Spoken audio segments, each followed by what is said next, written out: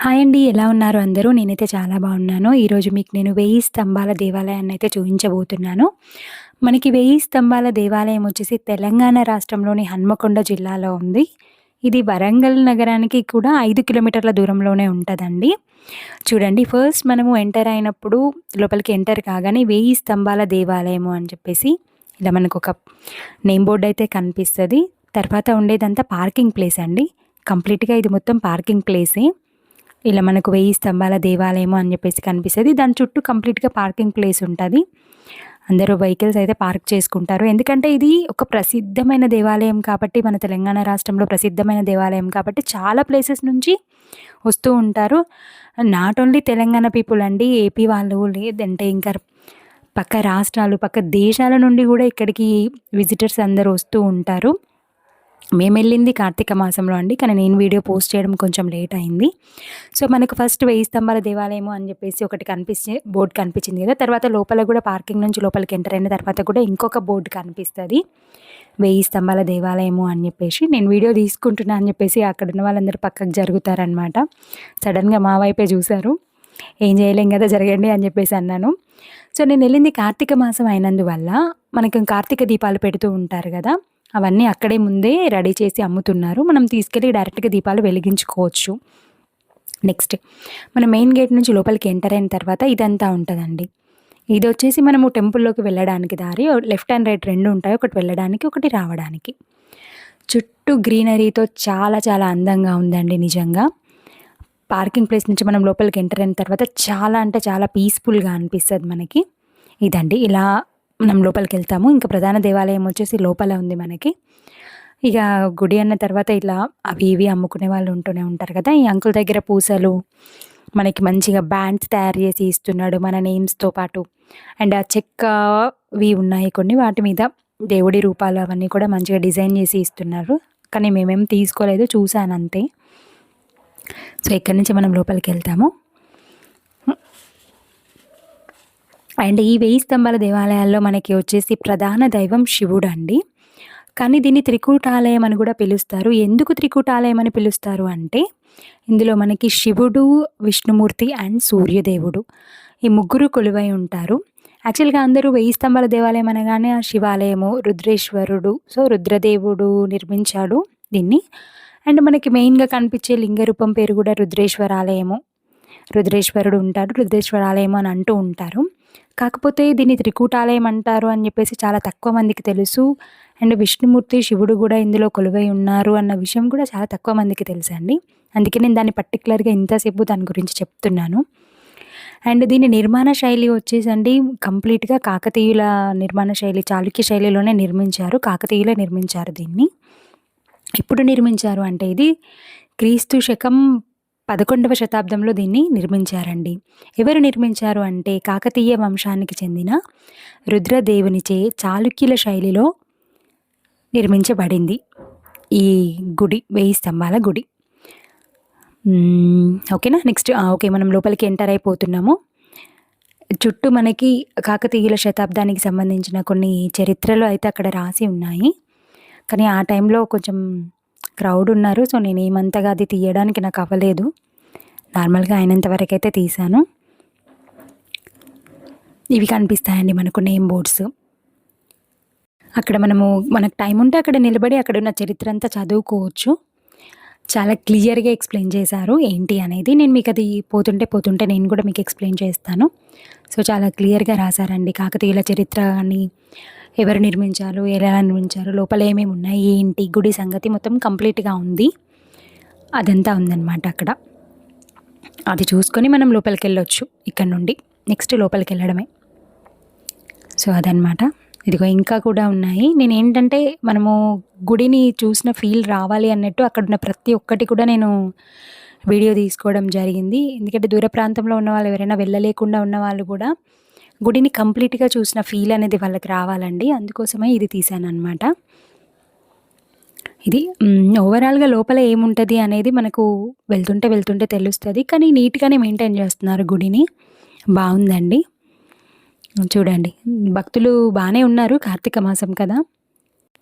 And ఇది tourist place కదా అండి. సో, బానే వచ్చారు భక్తులు. అంటే ఇక్కడికి ఓన్లీ మన తెలంగాణ, ఆంధ్రప్రదేశ్ వీళ్ళే కాకుండా ఇతర రాష్ట్రాలు, ఇతర దేశాల నుండి గూడా వస్తారు 1000 స్తంభాల గుడిని చూడడానికి. ఎందుకంటే 1000 స్తంభాలతో ఒక దేవాలయాన్ని నిర్మించడం అనేది మామూలు విషయం కాదు. ఇది మనకి గుడి లోపలికి ఎంటర్ అయ్యే గేట్ అండి.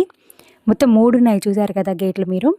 ఫస్ట్ ఒకటి మనకుంది. తర్వాత గుడిలకు రావడానికి నెక్స్ట్ ఇంకోటి మెయిన్ టెంపుల్‌లోకి ఎంటర్ అవ్వడానికి ఇంకొకటి ఉంది. ఇదండి టెంపుల్ వ్యూ వచ్చేసి ఇది. మనము లోపలికి ఎంటర్ కాగానే ఫస్ట్ చూడండి మనకు కొన్ని శివలింగాలైతే దర్శనం ఇస్తున్నాయి కదా! ఏంటి ఇవి అంటే వీటికి ఒక చిన్న చరిత్ర గూడా ఉందండి. అదండి అది నేనే. సో, మీకు చూపెట్టడానికి అలా తీశాననమాట. సో, గుడిలోకి ఎంటర్ కాగానే మనకి ఏముంది అనేది నేను మీకు చెప్తాను. అదంతా టెంపుల్ వ్యూ. చూసేద్దాం రండి అని చెప్పేసి అంటున్నాను నేనే. ఏంటంటే అక్కడున్న వాళ్ళకి నేను వీడియో తీసుకుంటున్నాను అని తెలియాలి అని చెప్పేసి. సో, ఇదండి. ఇదొచ్చేసి మనకి ఉత్తర ప్రాకార ద్వారం గుండా మనం ఇప్పుడు ఆలయ ప్రాంగణంలోకైతే అడుగుపెట్టామండి. ఇక్కడ మనకి కనిపిస్తున్నాయి కదా! అవి పానవట్టం లేని శివలింగాలండి. వీటి మీద ఉన్న చెట్టు పేరు కరవీర వృక్షం అంటారు. ఆ వృక్షాన్ని చూసారా మీరు? దాని పైన మనకొక చెట్టు కనిపించింది కదా! దాన్ని కరవీర వృక్షం అంటారు. ఈ కరవీర వృక్షం నిత్యం శివుడికి పుష్పార్చన చేస్తూనే ఉంటదండి. యాక్చువల్‌గా ఆ పువ్వులు చాలా మంచి వాసనొస్తాయంట. బట్ మేమెళ్ళిన టైంకి చెట్టుకైతే పువ్వులు లేవు. కానీ ఉంటే మాత్రం చాలా అంటే చాలా మంచి వాసనొస్తాయంట. మనకి ఎంట్రన్స్ నుంచి గుడి వ్యూ అండి ఇది. ఇలా కనిపిస్తది మనకి ఎంట్రన్స్ నుంచి టెంపుల్. చూడండి. ఇది. అదంతా టెంపుల్ అండి. అండ్ ఇక్కడ మనము ఏ టెంపుల్‌కెళ్ళినా ఫస్ట్ కాళ్ళు కడుక్కొని లోపలికైతే వెళ్తాం గదా! అది కూడా ఉంటది. ఇవ్వండి. ఇవి వచ్చేసి మనకి పానవట్టం లేని శివలింగాలనమాట. అంటే పైన ఏం ఉండదండి కప్పు శివలింగాలకి. ఓన్లీ ఆ చెట్టు మాత్రమే వాటికి ఉంటదనమాట. ఎప్పటికి నిత్యం పుష్పార్చన చేస్తూ ఉంటది ఆ చెట్టు. ఓకేనా? నెక్స్ట్ వచ్చేసి మనం ఎళ్ళేది మన కాళ్ళు కడుక్కోవడానికి మనకు ట్యాప్స్ అయితే పెట్టారు. ఇదంతా కాళ్ళు కడుక్కునే ప్లేస్ అనమాట. కొందరు దీన్ని చూడట్లేరండి. చూడకుండా డైరెక్ట్‌గా అలా ఎళ్ళిపోతున్నారు. బట్ ఏం చేయలేం గదా! మేమైతే చూసి కాళ్ళు కడుక్కొని వెళ్ళాము. కాళ్ళు కడుక్కొనే వెళ్ళాలి. గుడికెళ్ళినా మనం కాళ్ళు కడుక్కొనే ఎళ్తాం గదా! సో, కాళ్ళు కడుక్కొనే ఎళ్ళాం మేము. ది మనకు గుడి ప్రాంగణం అంతా చెట్లతోనే నిండిపోయి ఉందండి. చాలా వరకు చాలా చెట్లున్నాయి గుడిలో. అంటే ఈ ప్లేస్ అంతా మనకు కార్తీక పౌర్ణమి అప్పుడు దీపాలు పెడతారండి అందరూ. కానీ మేము కార్తీక పౌర్ణమి అయిపోయిన తర్వాత వెళ్ళాం గాబట్టి మనకు అవేం కనిపించలేదు. ఇదండి. తర్వాత మనకి చూడండి ఇక్కడొకటి కనిపిస్తుంది గదా! కోనేరు అండి అది. ఈ కోనేరుకి ఒక పెద్ద చరిత్రనే ఉందండి. ఈ కోనేరుని ఈశాన్య దిశలో నిర్మించారు మనకి. ఈ కోనేరులో మనకి చూస్తున్నారు కదా! వాటర్ ఎలా ఉన్నాయో. చాలా రకాల తాబేళ్లు గూడా ఉన్నాయండి ఇందులో. చాలా చాలా తాబేళ్లు కనిపించాయి మేమెళ్ళినప్పుడు. వాటర్ మాత్రం మొత్తం గ్రీనిష్‌గా ఉన్నాయి. తాబేళ్లు చాలా ఉన్నాయి అందులో. చాలామంది అంటే ఇంతకుముందు యాక్చువల్‌గా ఈ కోనేరులో దిగేవాళ్ళంట. అంటే దగ్గర నుండి ఎళ్లి వాటర్‌ని నెత్తి మీద చల్లుకోవడం అదంతా చేశారు. బట్ ఇప్పుడు మాత్రం కంప్లీట్‌గా దీన్ని క్లోజ్ చేసేసారండి. ఇప్పుడు మనకి దిగడానికైతే అందులోకి లేదు కోనేరులోకి.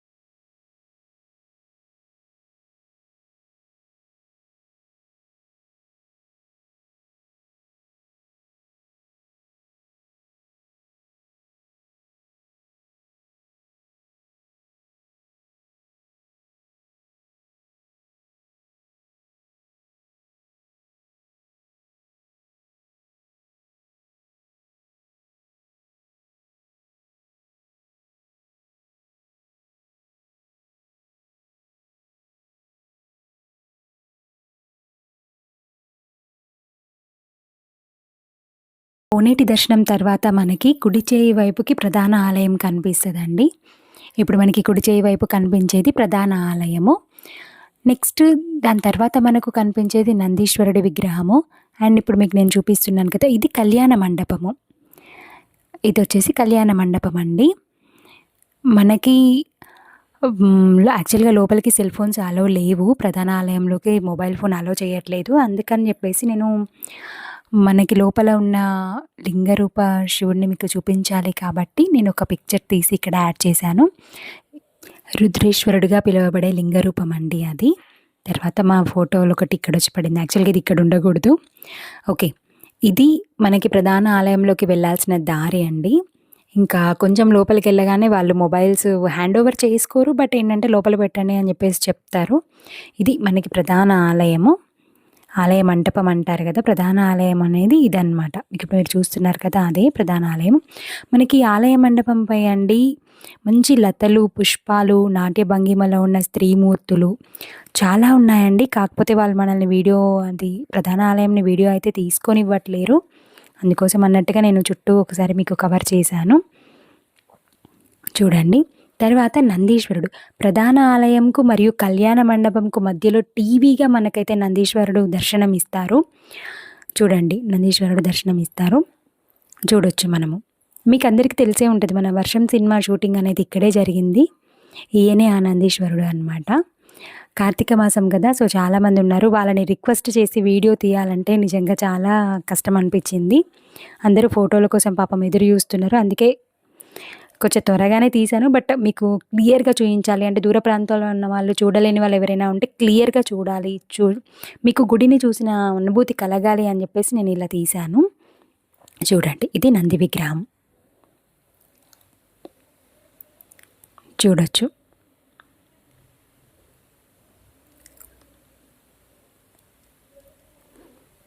నంది విగ్రహం అండి. మనకి కళ్యాణ మండపం మరియు ప్రధాన ఆలయం మొత్తం కలిపి 1000 స్తంభాలతో నిర్మించిన కారణంగానే ఈ దేవాలయానికి 1000 స్తంభాల దేవాలయం అని పేరు వచ్చిందండి.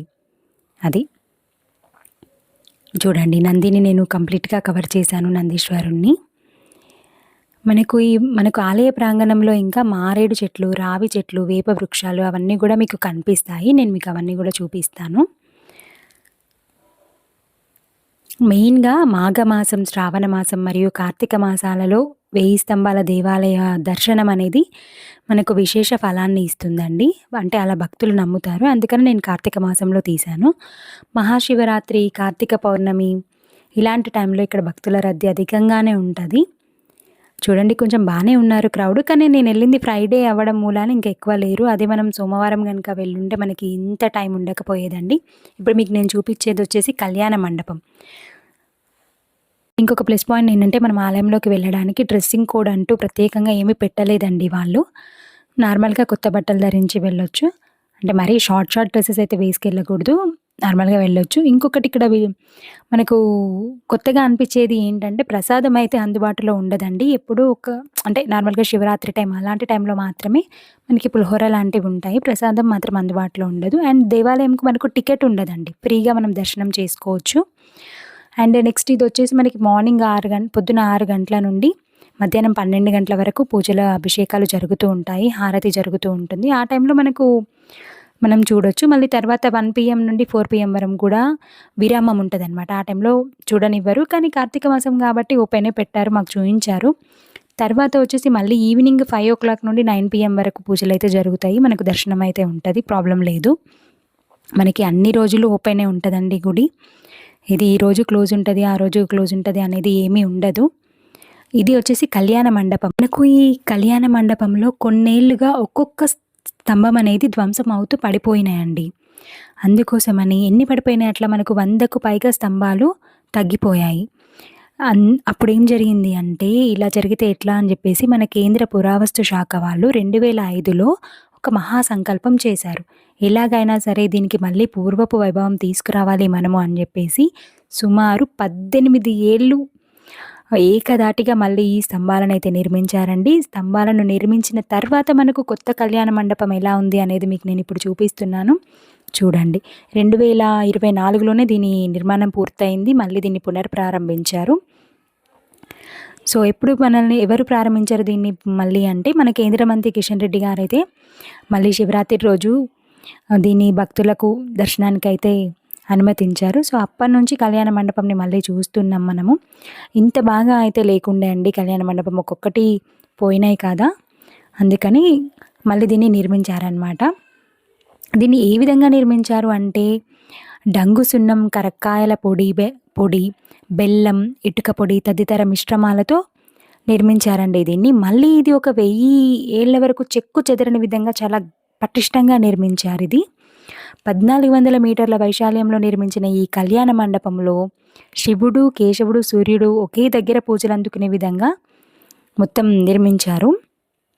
అండ్ ఈ శిలలపై అండి సప్త స్వరాలను లిఖించారు. బట్ నేను చూసాను, నాకదేం అంతగా కనిపించలేదు. అంటే క్రౌడ్ ఉండడం వల్ల గూడా క్లియర్‌గా నేను చూడలేకపోయాను. కాకపోతే అప్పడంతా అంటే మన కాకతీయుల కాలంలో నిర్మించినంత విధంగా దీనికి పునర్నిర్మాణం చేపట్టడం అనే విషయం అయితే అంత తేలికైందేం కాదండి. కాకపోతే మన వాళ్ళు కూడా బాగానే ప్రయత్నం చేశారు. ఎలా ఉంది అంటే ఇది ఆలయంలోని శిల్పాలన్నింటిపై అంకెలు గూడా వేశారు. ఏంటంటే మనకి తెలియాలి గదా! ఎన్ని స్తంభాలున్నాయి ఏంటి అనేది. 132 స్తంభాలు, 160 దిమ్మెలు, మొత్తం 7 పొరలుగా ఉన్న ఆధార పీఠం, 5 పొరలుగా ఉన్న ఉభయ పీఠం, ప్రదక్షిణ పాదం, ఇతర కళాకృతులు అన్నీ కలిపి మనకు మండపంలో మొత్తం 3200 శిలలపై అంకెలైతే వేశారండి. నేను అక్కడక్కడ మీకు నంబర్స్‌ని జూమ్ చేసి చూయించాను. చూడొచ్చు మీరు. ఇప్పుడు కూడా మనకు నంబర్స్ కనిపిస్తున్నాయి అక్కడ. మనకిప్పుడు ఈ పునర్నిర్మాణంలో గూడా అండి వీళ్ళు శాండ్ బాక్స్ పరిజ్ఞానంతో ఈ ఆలయాన్ని అయితే నిర్మించారంట. అంటే పురాతన కాలంలో ఆ పరిజ్ఞానాన్ని నిర్మించారు. సో, మన వాళ్ళు గూడా సేమ్ అదే నిర్మాణం చెక్కు చెదరకుండా వీళ్ళు తిరిగి నిర్మించారు మళ్ళీ. మంచి పునాదిని అంటే ఒక 5 మీటర్ల లోతు వరకు ఉన్న ఇసుకను తొలగించి మళ్ళీ అదే పరిజ్ఞానంతో పునాదిని నిర్మించి మళ్ళీ డంగు సున్నం, కరక్కాయ, బెల్లం మిశ్రమంతో మళ్ళీ ఇంటర్లాకింగ్ సిస్టమ్‌తో నిర్మించారు. ఇక్కడ మనకు అద్భుతమైన విషయం ఏంటంటే అండి, నిర్మాణంలో మనకెక్కడ సిమెంటు, స్టీలు లాంటియి ఎక్కడ వాళ్ళు వాడలేదు. అదండి మనకు కళ్యాణ మండపంలో ఉన్న స్పెషాలిటీ ఏంటి అంటే, మనకు సిమెంటు, స్టీలు ఇలాంటివి ఏమీ లేకుండా మనకి నిర్మించారు. మన కళ్యాణ మండపంను మళ్ళీ తిరిగి మనకి నిర్మించి ఇచ్చారు. 2540 శిల్పాలను తిరిగి వినియోగించి ఎవరు కట్టారు అనమంటే దీన్ని తమిళనాడుకు చెందిన స్థపతి శివకుమార్ గారు తెలిపారు మనకి ఈ విషయాన్ని. 10% శిల్పాలు మాత్రం పూర్తిగా దెబ్బతిన్నాయండి. వాటి స్థానంలో మాత్రం శిల్పులు కొత్త శిల్పాలను చెక్కారనమాట. మొత్తం 60 మంది శిల్పులు పునర్నిర్మాణంలో పాల్గొన్నారు మనకి ఈ దేవాలయ కళ్యాణ మండపం పునర్నిర్మాణంలో. సో, 1000 స్తంభాల గుడి పునరుద్ధరణలో పనిచేసిన స్థపతులను కిషన్ రెడ్డి గారు సన్మానించారండి గుడి ఓపెనింగ్ టైంలో. వారిని గౌరవిస్తూ మనకు స్థపతులపై పుష్పవర్షం కూడా కురిపించారంట. యాక్చువల్‌గా మనం అది మిస్ అయినాము. బట్ మొత్తానికైతే ఇలా జరిగింది. ఇదండి కళ్యాణ మండపం. పూర్తిగా మీరు ఒకసారి చూసేయండి కళ్యాణ మండపాన్ని.